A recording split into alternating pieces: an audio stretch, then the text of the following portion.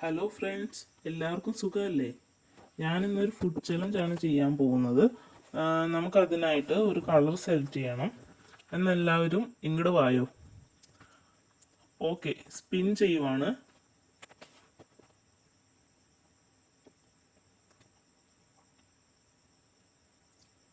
അടിപൊളി, വൈറ്റ് ആണ് നമുക്ക് കിട്ടിയിരിക്കുന്നത്.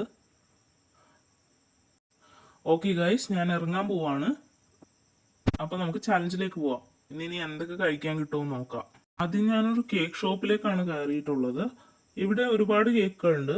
പക്ഷെ ഞാൻ വൈറ്റ് ഫോറസ്റ്റിൻ്റെ ഒരു പീസാണ് എടുത്തത്. ഒരു പീസ് 60 രൂപയായിരുന്നു. ഓവർ മധുരമൊന്നുമില്ല, കുഴപ്പമില്ല, കൊള്ളാം. കേക്ക് കഴിക്കുമ്പോൾ ഉണ്ടല്ലോ, ഇടക്ക് ഒരു വൈറ്റ് ചോക്ലേറ്റിന്റെ പീസ് ഇങ്ങനെ കടിക്കാൻ കിട്ടുന്നുണ്ട്. അത് വളരെ നന്നായിട്ടുണ്ട്. എന്നാൽ വലിയൊരു ടേസ്റ്റ് ആയിട്ട് തോന്നത്തില്ല, കുഴപ്പമില്ലെന്ന് പറയാം.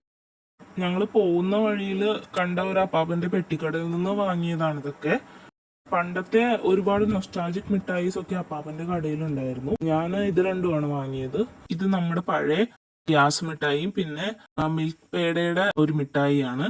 ഈ മിൽക്കി ബാറും ഞാൻ അപ്പാപ്പന്റെ കടയിൽ നിന്ന് തന്നെ വാങ്ങിയതാണ്. നമ്മളൊക്കെ വലിയ കടകളിൽ നിന്നും ചെറിയ സാധനങ്ങൾ വാങ്ങുന്നതിന് പകരം ഇതുപോലുള്ള ചെറിയ കടകളിൽ നിന്ന് വാങ്ങുവാണെങ്കിൽ ഇവർക്കൊക്കെ അതൊരു വലിയ സഹായമാകുമെന്ന് പറഞ്ഞുകൊണ്ട് നമുക്ക് അടുത്ത സ്പോട്ടിലേക്ക് പോവാം.